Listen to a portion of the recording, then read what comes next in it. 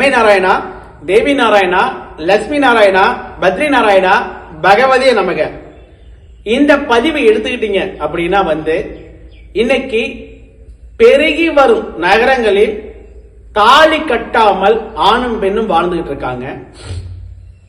அதே மாதிரி அத லிவிங் வாழ்க்கைன்னு சொல்றாங்க. அதாவது கொஞ்ச நாளைக்கு வாழ்வாங்க, அவங்களுக்குள்ள கருத்து வேறுபாடு வந்தா பிரிஞ்சுக்குவாங்க. அப்படி பார்க்கிறப்ப இது முக்கியமா பணத்தையும் நகையும் அடிப்படையில தான் இந்த வாழ்க்கை வாழ்ந்துட்டு இருக்காங்க. அப்படி எடுத்துக்கிட்டீங்கன்னா இன்னைக்கு சென்னையில இருந்து நமது ஆலயத்துக்கு நிறைய குடும்பங்கள் வந்திருக்காங்க, பாதிக்கப்பட்டு வந்திருக்காங்க. அவங்களுடைய வார்த்தையில சொல்லி இருக்காங்க. அது அனைத்தும் மறைமுகமாக மறைக்கப்பட்டுள்ளது. அப்படி எடுத்துக்கிட்டீங்க அப்படின்னா இது ஒரு வகையான குட்டிச்சாத்தான் ஏவல் தோஷம். இதை கேரளாவில் அதிகமா செஞ்சுக்கிட்டு இருக்காங்க.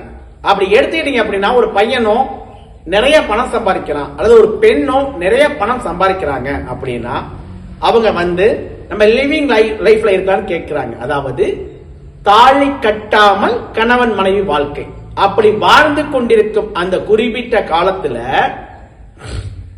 அவங்க வாழ்க்கைக்கு இந்த பையன்கிட்ட இருக்கிறத அபகரிக்கணும், இந்த பெண்ணுகிட்ட இருக்கிறத அபகரிக்கணும். சில வசிய பூஜை செய்து வயிற்றுக்குள்ள வசிய மருந்த கொடுக்கறாங்க, வசிய மைய கொடுக்கறாங்க. அதுக்கப்புறமேட்டுக்கு அதை எல்லாம் அவங்க புடுங்கினதுக்கு அப்புறம் அவங்க அந்த வாழ்க்கைய பிரிஞ்சிடறாங்க. பிரிஞ்ச பிறகு ஆணுக்கோ அல்லது பெண்ணுக்கோ என்னென்ன இந்த வசிய மூலியமா இந்த குட்டிச்சத்த மூலியமா ஏவல் வழக்கு ஏற்படுதுன்னு எடுத்துக்கிட்டீங்கன்னா முதல்ல அந்த வயிற்றுல மருந்தா வளருது. அதுக்கப்புறமேட்டுக்கு அவங்களுக்கு ஊத ஊத மருந்து இருக்குது, கேணியில தண்ணி ஊறுவது போல. ஆணுக்கா இருந்தாலும் சரி, பெண்ணுக்கா இருந்தாலும் சரி. அதே போல எடுத்துக்கிட்டீங்க அப்படின்னா அது நாள் போக்குல வயிற்று ஆபரேஷன், அதாவது குடல் ஆபரேஷன்ல கொண்டு விட்டுறது. அவங்களுடைய உடல்லாம் நடுக்கத்தை ஏற்படுத்துது, அவங்களுடைய தோலாகப்பட்டது மேனி மாறுகிறது, அவங்களுக்கு கண் வலியை ஏற்படுத்துது, அவங்களுக்கு குழப்பத்தை ஏற்படுத்துது. அடுத்த வாழ்க்கைக்கு அவங்களால போக முடியல.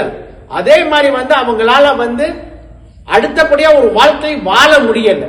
அவங்களுக்கு பலவிதமான சிக்கல்களை உருவாக்கி கொடுக்குது.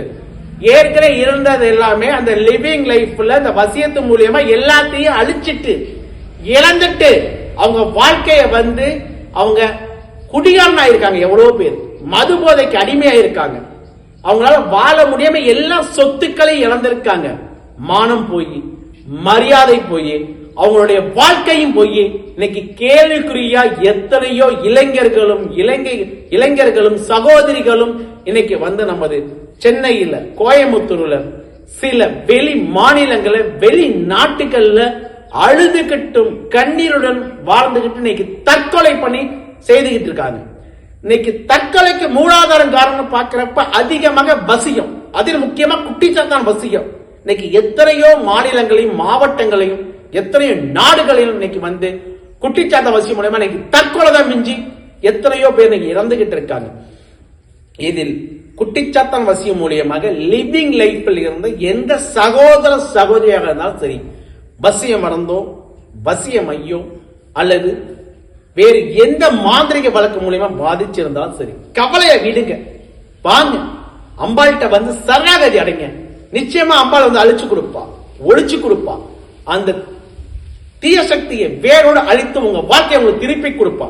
அதே மாதிரி வசிய மறந்து, வசிய தாயத்து, வசிய மை எதுவா வேணா இருக்கட்டுங்க, வசிய கட்டி எந்த குட்டிச்சாத்தம் சம்பந்தப்பட்ட எந்த தீய சக்தி கட்டாக இருக்கு அதை நம்ம அம்பாள் வேரோடு அழிப்பான். ஒவ்வொரு குருதி பூஜையும் உங்களுக்கு நல்ல வாழ்க்கையை அம்பாள் உருவாக்கி கொடுப்பான். ஒவ்வொரு கெட்ட சக்தியும் ஒவ்வொரு குருதி பூஜை மூலயமா அம்பாள் அழித்து கொடுப்பான். நீங்க இழந்த உங்க வாழ்க்கையை குருதி பூஜையின் நாயகி நம்ம சோட்டானிக்கரை பகவதி அம்மா தான் நிச்சயமாக உங்களுக்கு உங்க வாழ்க்கையை திருப்பி கொடுப்பான்.